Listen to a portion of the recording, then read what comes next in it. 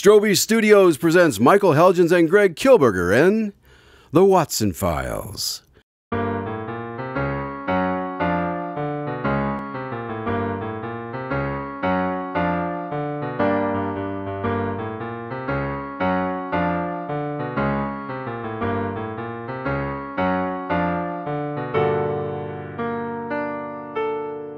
Coming to you from the illustrious Strobe Studios in the heart of America, this is Craig Dahlen. And now, let's join the doctor and see what story he has for us today. Come in. Mr. Dahlen, how good of you to come. Dr. Watson, is that you? It might be, or I might be a scary mummy. That seems like a poor use of bathroom tissue. I was just getting in the mood for tonight's story. Is it about a plumber? No, Craig, it's about an ancient and evil king, a pharaoh, who died and managed to get mummified and put on display at the art museum a few weeks ago. Did Holmes figure out how he died? Well, he did, but that's not the point of the story. The more interesting bit involves the mummy's curse. Well, I thought that men like you and Mr. Holmes didn't believe in curses. I can't say that I did until last week, but even I was thrown for a bit of a loop given the things we saw. Oh, that does sound interesting. So what'd you see? Craig. I might be many things, but I have not become someone who falls for all of your little tricks. We'll get to the good stuff, but let's start at the beginning. All right, tell me what happened. Well, Holmes and I have been in a bit of a slump, and he was scouring the newspaper looking for just about anything that might either lead to a case or provide some entertainment. He had been through quite a list of crazy ideas when he finally came upon...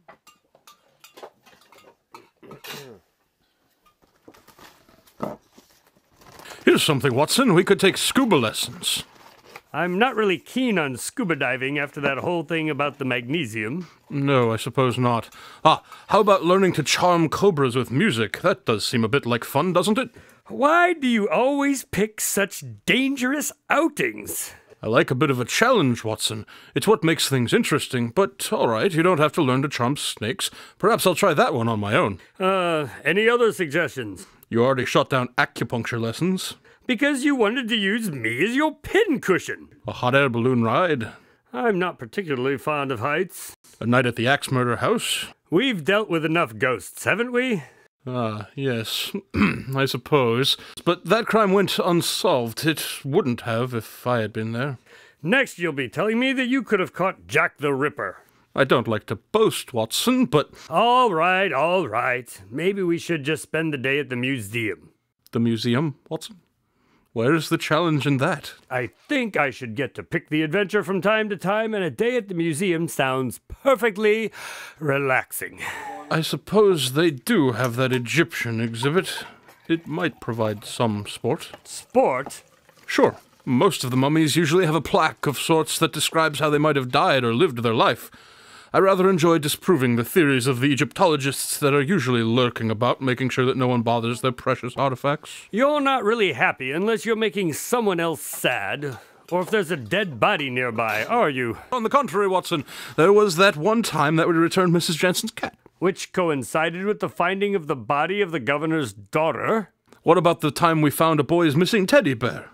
Which had been stolen because it had precious gemstones hidden in it? Yes. Well, I suppose you might be right. You're incorrigible. Only when you're around to do the encouraging. Fine. Well, I am going to the museum today. Would you care to join me? I should be all too delighted. Shall we? Indeed.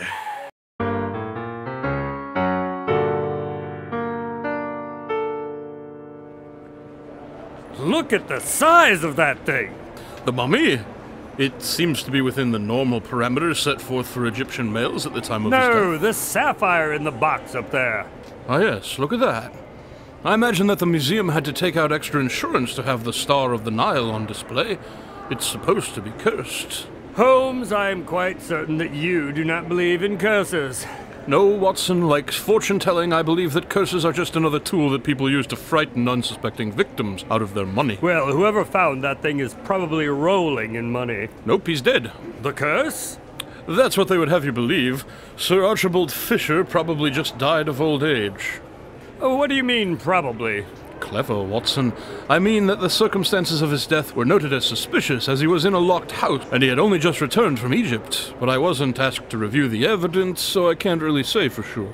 Had he just returned from the trip where he found that gem? I suppose so, yes. And you don't believe it could have been a curse? There are too many other possibilities, Watson, to settle on curses without a more in-depth look at the evidence.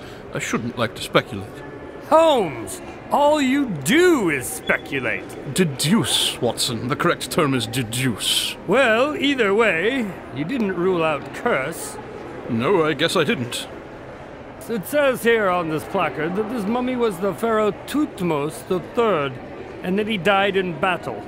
Apparently, he was known for charging the enemy with no concern for his safety. That's a nice fairy tale that conjures images of a warrior king willing to sacrifice himself for his people. Too bad it's probably not accurate. Holmes, what would ever give you that idea? Well, he might have won a few victories in the manner that they described, but if you look closely, you can see where a blade must have sliced into his ribs just there, where you can see through the hole in his right side. But that's in his back. Indeed it is, and that wound would have been more than sufficient to do the poor bloke in, I'm afraid.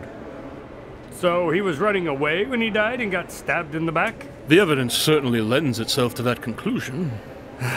Yeah, and you don't speculate at all, do you? What was that, Watson? I said, maybe we can let the Egyptians have their fun, eh? I suppose no harm is done by their interpretations of the evidence, even if it is wrong or misleading. Good. Now, what's going on? Perhaps the curator is taking dinner party tips from your book. Very funny, Holmes. Huh. Is it just me, or is the Star of the Nile glowing a bit? It does seem to have a bit of luster to it, but it's probably just the reflection of the emergency lights. Did you see that? I'm afraid I did. Some sort of beam just shot from the gem. What could cause that? I'm sure that we'll figure it out once the power comes back on. I hope that beam didn't hit someone. That thing looked dangerous. Perhaps we should look in that direction, Watson. Good idea. Is that not the curator? It is. We were just here talking to Mr. Nazim about increasing security when the power went out and some kind of light flashed through the room. When the lights came back on, he was on the ground. We've already called an ambulance. I'm a doctor. See to him, Watson. I'm going to have a look around. Did you see anything else? Yeah, now that you mention it, I did. I thought I saw some guy in one of those Pharaoh get-ups head through the arch over there just when the lights went back up. But I didn't think much of it at the time. Let me have a look at Mr. Nazim. Sure. He sure has lost a lot of blood, but I don't see an exit wound. I can't find a pulse either. He's not breathing. When did you call the ambulance? About a minute ago? Do you have a defibrillator? Yeah, I'll go get it. Stay with me. Come on now. You can do it. All right, folks, move along. Everyone needs to move to the front of the museum. The police will be here soon. They'll ask a few questions and then you can go home. There's nothing else to see here. Here you go. I'm afraid I won't be needing that. He's dead.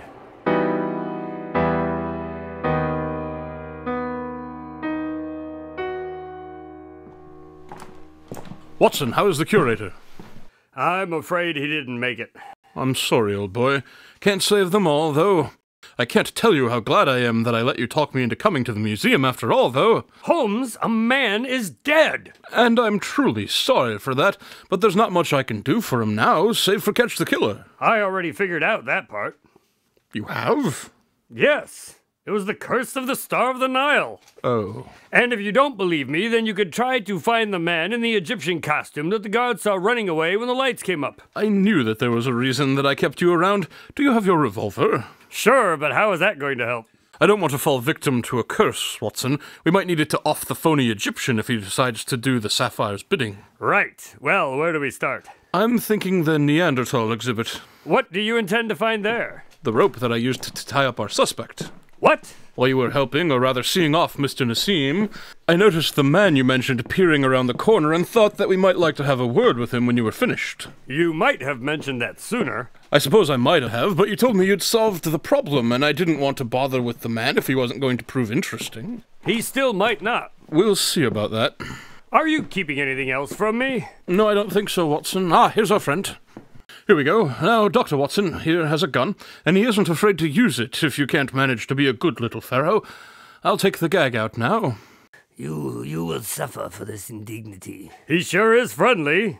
Not a word I would use in this situation, but if you say so, Watson, what, may I ask, is your name? I am called Oji. That's appropriate, at least. How do you mean, Watson? It means wicked. Ah, yes, but I hardly think that's enough to condemn the poor man. Perhaps you can tell us what you're doing here, Oji. I refuse to speak without my lawyer. Well, that's a problem. I'm not a policeman, Oji, and as you might recall, we have a gun. So I should think that you might like to reconsider your position. I did nothing wrong. That's the start. Here, maybe this will help. Please, no. I only took the money to help my family. Now we're getting somewhere. What did you do for this money? When they turned off the power, I was to shine the light on the gem and make it touch the curator. Was it some kind of laser? Don't be silly, Watson. There would have been burn marks, and you practically shouted that there wasn't an exit wound. What's that got to do with anything? Honestly, Watson, they couldn't just stop the laser from burning through the curator. Well, it might have taken a few moments, and they could have it turned off before it got to the other side. But then there would likely not have been any blood, as the burning would have cauterized the wound, no? Yes. Well, I suppose that is possible. I thought you were supposed to be the doctor, Watson. Right. Well, what killed the curator then? I don't know. Who gave you the money, Oji? I met them on the internet and they transferred it to my bank account. I didn't know who they were and I didn't ask questions. $10,000 American to put on a costume and shine a light in the dark as the curator is a lot of money. You mean you had a target? Yes, they were very specific that I would have only a moment to ensure that the beam shone on the curator's heart. Why would someone want to kill the curator? A diversion, of course. Come, Watson. I should have known. The Star of the Nile is gone. And there are the culprits. That man wrapped in toilet paper? What better disguise to steal a mummy's gem without being caught on camera? Well, What? are you going to use a revolver, or do I have to do everything? All right. Stop or I'll shoot! Good shot, Watson. I think you only nicked the poor bloke in the shoulder. You shot me. I warned you. It hurts a lot. That is the idea. I'd better get him some bandages. That's funny, Watson. Oh, you know what I mean. Of course I do, but it's still amusing. His toilet tissue disguise seems to be helping a bit with the blood, and he's obviously not hurt too badly. How do you know? Because if it hurt more, say if I pressed on it like this, you'd be howling in pain and not having a conversation. Stop, please. Don't worry, you'll have plenty of time to heal up in prison. But Holmes, how did they kill the curator if OG was just shining light on him? The light was intended to mark the curator in the dark so that someone could shoot him. I think the autopsy will find a bullet lodged in or near his heart. And when everyone was busy trying to solve the murder, he planned to make off with the gem. That seems reasonable. But who is this guy? I should think that would be obvious, Watson. It's Sir Archibald Fisher. I thought you said he was dead. Take off his grave clothes and see, like Lazarus before him, that he lives. Good heavens, Holmes, you're right. I recall his picture in an archaeological review that I saw some time ago. He does look a good deal older, though. Yes, it's been a while since he's appeared in any reviews. I recognized him by that pendant you can see glinting through his bandages. He wears it in all of his photos. It's the only thing they ever let me keep of all the treasures I have discovered. But weren't you rewarded for turning the treasure over to the museum? In his later years, Mr. Fisher had a bit of trouble with some loan sharks who helped finance one of his expeditions. So he faked his death and decided to become an art thief. I suspect that you've recently run out of money, isn't that right, Mr. Fisher? I'd have lived on happily ever after as Adam King, failed but still wealthy treasure hunter, but the loan sharks found me a few weeks ago and they took everything. I didn't have a choice. Well, you don't have to worry about money now. I hear they give you 3 square meals a day and let you pick up trash for fun on the weekends, if you're good. Quite right, Watson. We'll just turn this chap over to Weathers and be on our way then, shall we? Morning, Spencer. Jack, good to see you again. A corpse in need gets my help indeed. Still looking for the right slogan? Yes, but that one just didn't feel right. Keep trying. You'll come up with it eventually. Thanks for coming, Max. He should be good to go for now. They can give him a proper once-over when you book him. I'll take it from here. I assume you'll stop by to tell me why I'm arresting this guy? If you can't figure it out on your own, I suppose we're obliged to assist you. Thanks, I guess. See you at the station.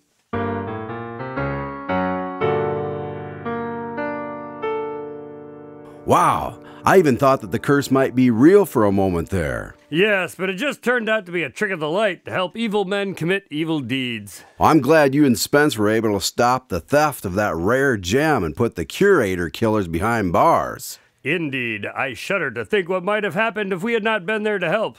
Well, the way you tell it, those museum guards were pretty inept. Quite right. Well, what story are you going to be telling us next week? Next week, I'll tell you about a soup sandwich. Oh, that sounds yummy. You'll just have to wait and see. I can hardly wait. Tonight's episode of the Watson Files was written by Michael Helgens and directed by Scott Strosahl. Spencer Holmes and Dr. Watson were performed by Michael Helgens and Greg Kilberger. Additional voices were provided by Steve Rimpici. Until next week, this is Craig Dahlen saying good night from Strobe Studios.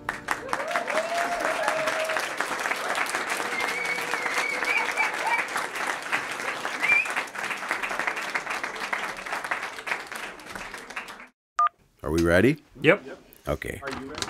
I think if you think I'm doing it with the wrong inflection or whatever right away, just yeah, okay. Wow. No, that's wrong. Wow. Okay. Okay, here I go. Look at the size of that thing. Look at the size of that thing. No, that's not it. That's going at the end. Yes, I'm sure it is. Well, whoever found...